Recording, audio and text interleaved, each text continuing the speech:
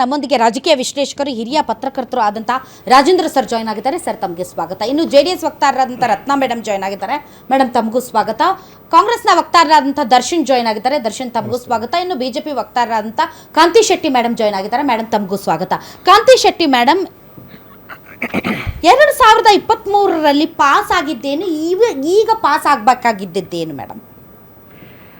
2023ರಲ್ಲಿ ನಾವು ಏನು ಮಹಿಳಾ ಬಿಲ್ ಅಂತ ತಂದಿದ್ವೋ ಅದರ ಜೊತೆಗೆ ಮಹಿಳಾ ಬಿಲ್ ತಂದಾಗ ಗಣತಿ ಅಥವಾ ಏನು ಡಿಲಿಮಿಟೇಷನ್ ಏನಿದೆ ಆ ಪ್ರಕ್ರಿಯೆ ಏನಿದೆ ಅದು ಆಗಬೇಕು ಅಂತ ಇದ್ದದ್ದು ನಿಜ. ಆದರೆ ಈ ಡಿಲಿಮಿಟೇಷನ್ ಪ್ರಕ್ರಿಯೆ ಅನ್ನೋದು ಅದು ಆಗಲೇಬೇಕಾದದ್ದು, ಯಾವಾಗಿದ್ರೂ ಆಗಬೇಕು. 26 ತನಕ ಅದು ಫ್ರೀಸ್ ಆಗಿತ್ತು. 23 ಮಾಡುವ ಹಂಗೆ ಇರಲಿಲ್ಲ. ಅದು 2026 ವರೆ ಫ್ರೀಸ್ ಆಗಿರೋದ್ರಿಂದ ಆವಾಗ ಅದು ಮಾಡೋಕ್ಕಾಗ್ತಾ ಇರಲಿಲ್ಲ. ಈ 26 ಫ್ರೀಸ್ ಆಗಿರೋದನ್ನು ಶುರು ಮಾಡಿದಾಗ ಏನಾಗುತ್ತೆ, ಅದು 1-1.5 ವರ್ಷ ಆಗುತ್ತೆ. ಆಮೇಲೆ ಇನ್ನೊಂದು ಒಂದು ನಿಮಿಷ ಮುಗಿಸ್ಬೇಡಿ. 2023ರಲ್ಲಿ ಏನು ಮಹಿಳಾ ಮೀಸಲಾತಿ ಬಿಲ್ ಸರ್ವಾನುಮತದಿಂದ ಏನು ಪಾಸ್ ಆಯ್ತು, ಹೌದು, ಅದಾದ ಮೇಲೆ ಒಂದು ಜನಗಣತಿ ಆಗಬೇಕು. ಜನಗಣತಿಯಲ್ಲಿ ಜನಗಣತಿ ಆಗಬೇಕು ಮತ್ತು ಅದರ ಜೊತೆಗೆ ಜಾತಿ ಗಣತಿ ಕೂಡ ಆಗಬೇಕು. ಆದ್ಮೇಲೆ ಅದರ ಆಧಾರದ ಮೇಲೆ ಕ್ಷೇತ್ರ ಪುನರ್ವಿಂಗಡಣೆ ಆಗಬೇಕು ಅನ್ನೋದು 226 ತನಕ ಫ್ರೀಸ್ ಆಗಿತ್ತಲ್ಲ, ಅವಾಗ ಮಾಡಕ್ ಸಾಧ್ಯ ಇಲ್ಲ. ಅಲ್ಲ ಮಾಡಕ್ ಸಾಧ್ಯ ಇಲ್ಲ, ಕರೆಕ್ಟ್. ಬಟ್ ನಿಮ್ಗೆ ಜನಗಣತಿ ಮಾಡೋದಕ್ಕೇನು ಫ್ರೀಸ್ ಆಗಿರ್ಲಿಲ್ಲ. ಜನಗಣತಿ ಮಾಡೋದಕ್ಕೇನು ಫ್ರೀಸ್ ಆಗಿರ್ಲಿಲ್ಲ. 2020 ಮಾಡಬೇಕಾಗಿತ್ತು, ಮಾಡಕ್ಕಾಗಿಲ್ಲ, ಕೊರೋನಾ ಇತ್ತು. ಬಟ್ ಅದರ್ವೈಸ್ ಎಲೆಕ್ಷನ್ಸ್ ಎಲ್ಲ ಮಾಡಿದ್ರು. ಆ ಟೈಮಲ್ಲಿ ಎಲೆಕ್ಷನ್ಸ್ ಮಾಡೋದಕ್ಕೆ ತುಂಬಾ ಚೆನ್ನಾಗಿತ್ತು ಪರಿಸ್ಥಿತಿ. ಬಟ್ ಜನಗಣತಿಗೆ ಮಾತ್ರ ಕೊಡ್ತೀನಿ. ಬಟ್ ಜನರಿಗೆ ಒಂದು ಸರಿಯಾದ ಸಂದೇಶವನ್ನು ರವಾನೆ ಮಾಡೋದು ಆಸ್ ಅ ಪತ್ರಕರ್ತಳಾಗಿ ನನ್ನ ಜವಾಬ್ದಾರಿ ಆಗಿರೋದ್ರಿಂದ ಮೇಡಮ್ ಇದ್ರ ಬಗ್ಗೆ ಬಹಳ ಕನ್ಫ್ಯೂಷನ್ ಇದೆ.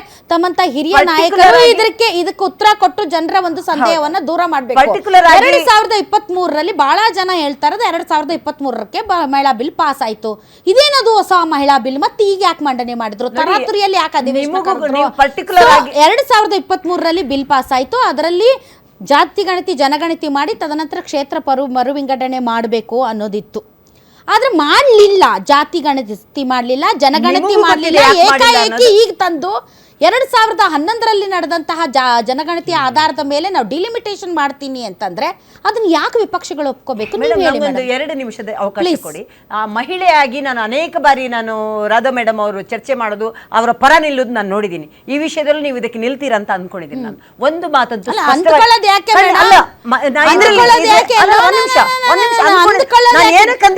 ಕಾಂತಿ ಶೆಟ್ಟಿ ಡೌಟ್ ಯಾಕೆ ಬಂತು ನನ್ನ ವಿಚಾರದಲ್ಲಿ? ಹೇಳ್ತೀನಿ ನಾನು ಡೌಟ್ ಯಾಕೆ ಬಂತು.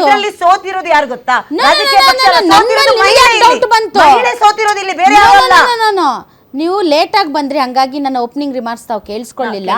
ನೀವು ತಗೊಳ್ತೀರಾ ಅಂತ ಭಾವಿಸ್ತೀನಿ ಅಂತ ನನ್ನನ್ನ ನೀವು ಯಾಕೆ ಕೇಳ್ತಿದ್ದೀರಿ? ಆ ಪ್ರಶ್ನೆ ಅಥವಾ ಡೌಟ್ ನಿಮ್ಗೆ ಯಾಕೆ ಬಂತು? ವರ್ಷಗಳಿಂದ ಮಹಿಳೆಯರ ಬಗ್ಗೆ ಮಾತಾಡೋದು ನಿಮ್ಮ ಪರವಾಗಿ ನಾನ್ ಮಾತಾಡಿದ್ದೀನಿ. ಕಾಂತಿ ಶೆಟ್ಟಿ ಮೇಡಮ್, ನಿಮ್ಮ ಬಿಜೆಪಿಯಲ್ಲಿ ಟಿಕೆಟ್ ಕೊಡಕ್ ಹೇಳಿ. ಫಸ್ಟ್ ಆಫ್ ಆಲ್ ಅಟ್ಲೀಸ್ಟ್ ಒಂದು 224 ಕ್ಷೇತ್ರಗಳಲ್ಲಿ 50 ಜನರಿಗಾದ್ರೂ ಮಹಿಳೆಯರಿಗೆ ಟಿಕೆಟ್ ಕೊಡೋಕೆ ಹೇಳಿ. ಸರ್ಕಾರ ಬಂದ್ರೆ ಅಟ್ಲೀಸ್ಟ್ 10 ಜನ ಮಂತ್ರಿಗಳನ್ನ ಮಾಡಕ್ ಹೇಳಿ ಮಹಿಳೆಯರಿಗೆ ಅಂತ ತಮ್ಮ ಪರವಾಗಿ ಮಾತಾಡಿದ್ದು ನಾನು. ಮೇಡಮ್, ಮಹಿಳೆಯರ ಬಗ್ಗೆ ನೀವು ಮಾತಾಡಿದ್ ನೋಡಿನೇ ನಾನು ಆ ಮಾತು ಹೇಳಿದೆ. ಯಾಕಂದ್ರೆ ಅನೇಕ ಬಾರಿ ಇದು ಒಂದು ಈ ವಿಷಯ ಅಲ್ಲ, ಅನೇಕ ಬಾರಿ ಮಹಿಳೆಯರ ಪರವಾಗಿ ನೀವು ಇರ್ರೆಸ್ಪೆಕ್ಟಿವ್ ಪಾರ್ಟಿ ನಿಂತಿದ್ದೀರಾ. ಅದಕ್ಕೆ ಈ ವಾಹಿನಿ ನಿಮಗೆ ಅದನ್ನು ಅಭಿನಂದನೆ ಕೂಡ ಹೇಳ್ತೀರಿ. ಯಾಕಂದ್ರೆ ಈ ವಿಚಾರದಲ್ಲೂ ನೀವು ಇದನ್ನು ನಿಲ್ತೀರಾ ಅಂತ ಅನ್ಕೊಂಡಿದ್ದೀನಿ. ಅಂತ ಏನು ಕೇಳ್ತಾ ಇದ್ದೀನಿ ಅಂತ ಹೇಳಿದ್ರೆ, ನೋಡಿ 26ರವರೆಗೆ ಫ್ರೀಸ್ ಆಗಿರೋದ್ರಿಂದ ಒಂದು ಕನಿಷ್ಠ ಅಂದ್ರೆ 20 ತಿಂಗಳು ಈ 26ರವರೆಗೆ ಫ್ರೀಸ್ ಆಗಿದ್ದೇನು ಗೊತ್ತಾ ಮೇಡಮ್? ಡಿಲಿಮಿಟೇಷನ್. ಹೌದು, ನಾಟ್ ದಿ ಸೆನ್ಸಸ್. ಜನಗಣತಿ ಅಲ್ಲ ಫ್ರೀಸ್ ಆಗಿದ್ದು. 2021ಕ್ಕೆ ಆಗ್ಬೇಕು, ಕೊರೋನಾ ಇತ್ತು, ಅದ್ರದ್ದು ಹೇಳ್ತೀನಿ ನಾನು. ಇವಾಗ ನೀವು ಜನಗಣತಿನೇ ಮಾಡದೆ ಡಿಲಿಮಿಟೇಷನ್. ಮೇಡಮ್, ನನಗೆ ಕಂಟಿನ್ಯೂಸ್ ಆಗಿ 1 ನಿಮಿಷ ಆದ್ರೂ ಕೊಡಿ ನಂಗೆ ಅವಕಾಶ, ನಂಗೆ ಮಂಡಿಸಕ್ಕೆ. ನಾನು ಹೇಳುದು, ನಾನು ಈ ವಾಹಿನಿ ಮುಖಾಂತರ ನೋಡುವಂತ ಮಹಿಳೆಯರಿಗೆ ಹೇಳುದು, ಇದರಲ್ಲಿ ಸೋತಿರೋದು ಪಕ್ಷ ಚರ್ಚೆ ಎಲ್ಲ ಮಹಿಳೆ. ನಾವೆಲ್ಲ ನೀವು ಇನ್ಕ್ಲೂಡಿಂಗ್ ಯಾರ್ಯಾರು ಮಹಿಳೆಯರನ್ನು ನೋಡ್ತಾರೆ, ಈ ಮಹಿಳೆಯರಿಂದ ಈ ಭಾರತದ ಏನು ಉದ್ಧಾರ ಆಗ್ತಾ ಇತ್ತು, ಇಡೀ ದೇಶಕ್ಕೆ ಏನು ಒಳ್ಳೆದಾಗಬೇಕಿತ್ತ, ಅದು ತಪ್ಪಿದೆ ಹೊರತು ರಾಜಕೀಯ ಚರ್ಚೆಗಳು ನೆಕ್ಸ್ಟ್. ಮಹಿಳೆಗೆ ಇದರಿಂದ ಕುತ್ತು ಬಂದಿದೆ ರಾಜಕೀಯಕ್ಕೆ ಮತ್ತೆ ರಾಜಕೀಯ ಚರ್ಚೆ. ಮಹಿಳೆಗೆ ಇದು ಅಲ್ಲ ಮೇಡಮ್, 2023ರಲ್ಲಿ ಬಿಲ್ ಪಾಸ್ ಮಾಡಿ ನೀವು ಆಗಿರುವಂತ 543 ಮಾಡಿದ್ರೆ ಇವತ್ತು 33% ಲೋಕಸಭೆಯಲ್ಲಿ ಮಹಿಳೆಯರು ಇರ್ತಾ ಇದ್ರು. ನೀವು ಯಾಕೆ ಅದನ್ನ ಹಿಡ್ಕೊಂಡು ಕೂತ್ರಿ? ಯಾಕೆ ಅದನ್ನ ಹಿಡ್ಕೊಂಡು ಕೂತ್ರಿ? ಒಂದ್ ನಿಮಿಷ ಮೇಡಮ್, ಅದನ್ನು ನೀವು ವಾಹಿನಿಯವರಿಗೆ ನೀವು ಹೇಳಿದ್ರೆ ತಪ್ಪು ಸಂದೇಶ ಹೋಗ್ಬಾರ್ದು ಇಲ್ಲ, ಅಂತ. ನಾನು ತಪ್ಪು ಸಂದೇಶ ರವಾನೆ ನಾನು ಮಾಡ್ತಾ ಇಲ್ಲ. ಕಾಂಗ್ರೆಸ್ 60 ವರ್ಷ ಇದ್ದಾಗ ಯಾವಾಗ ಬಿಲ್ ತಂದಿದ್ರು ಕೂಡ ಭಾರತೀಯ ಜನತಾ ಪಾರ್ಟಿ ಅದಕ್ಕೆ ಸಪೋರ್ಟ್ ಮಾಡಿದೆ. ಯಾವತ್ತೂ ಇಲ್ಲ ಅಂತ ಹೇಳಿಲ್ಲ ಭಾರತೀಯ ಜನತಾ ಪಾರ್ಟಿ.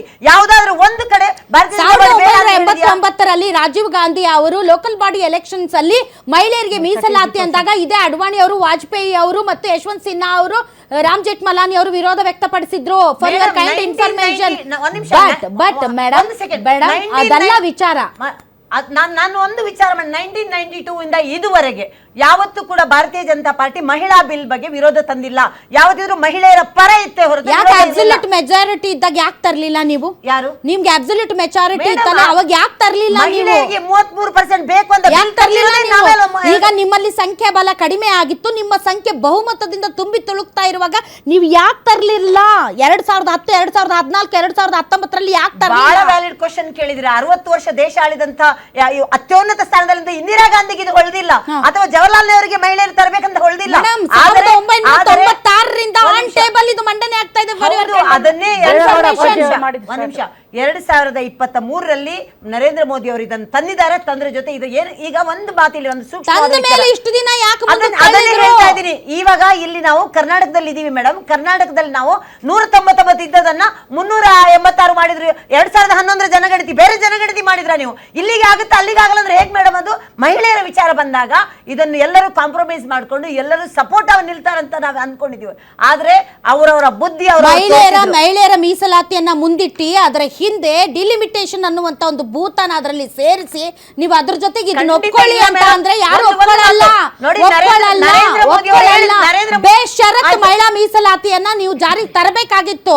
ಅದ್ರೊಳಗಡೆ ಷರತ್ತುಗಳನ್ನ ಇಟ್ಟು ಇದು ದಕ್ಷಿಣ ರಾಜ್ಯಗಳಿಗೆ ಅನ್ಯಾಯ ಆಗುತ್ತೆ ಅನ್ನುವಂತಹ ಒಂದು ಆತಂಕ ಮತ್ತು ಭಯ ಇದ್ದಾಗ ಅದರ ಬಗ್ಗೆ ಚರ್ಚೆ ಮಾಡದೆ ಏಕಾಏಕಿ ಡಿಲಿಮಿಟೇಷನ್ ಇಸ್ ದಿ ಸೊಲ್ಯೂಷನ್ ಅಂತ ನಿಂತಿದ್ದು ತಪ್ಪು. 50% ಅಂತ ಹೇಳಿದ್ರೆ ಕರ್ನಾಟಕದಲ್ಲಿ 28 ಸೀಟ್ ಇದ್ದದ್ದು 14 ಸೀಟ್ ಜಾಸ್ತಿ ಆದಾಗ 42 ಸೀಟ್ ಆಗುತ್ತೆ. ಅಥವಾ ತಮಿಳುನಾಡಲ್ಲಿ 39 ಸೀಟ್ ಇದ್ದದ್ದು 50% ಆಡ್ ಆಗುತ್ತೆ. ಗೋವಾದಲ್ಲಿ 2 ಸೀಟ್ ಇರುತ್ತೆ. ಎಷ್ಟು ಎಕ್ಸ್ಟ್ರಾ ಆಗುತ್ತೆ? ನೀವು ಹೇಳ್ತೀರಿ ಮೇಡಮ್, ನೀವು ಜಮ್ಮು ಕಾಶ್ಮೀರದಲ್ಲಿ ಮಾಡಿರುವಂತ ಕ್ಷೇತ್ರ ಪುನರ್ವಿಂಗಡಣೆ ನೋಡಿ ಭಯ ಶುರುವಾಗಿದೆ. ಭಯ ಶುರುವಾಗಿದೆ. ನೀವು ಮಾಡಿರೋದನ್ನ ನೋಡಿ ಭಯ ಶುರುವಾಗಿದೆ. ದಕ್ಷಿಣ ರಾಜ್ಯಗಳಿಗೆ ಪಡ್ಕೊಳ್ತೀರಿ. ನೀವು ಯಾರು ರಾಜ್ಯದವರು ಬಿಜೆಪಿ ನಾಯಕರು ಒಬ್ರು ಮಾತಾಡಲ್ಲ. ಬಿಡಿ ಮೇಡಮ್. ಆಲ್ ರೈಟ್ ರತ್ನ ಮೇಡಮ್. ಅದಕ್ಕೆ ರತ್ನ ಮೇಡಮ್ ಸಪೋರ್ಟ್ ಮಾಡಿಲ್ಲ. ತಗೊಂಡೇ ತಗೋತೀವಿ. ಹಕ್ಕು ಇದು, ತಗೊಂಡೇ ತಗೋತೀವಿ. ಆಯ್ತು. All right.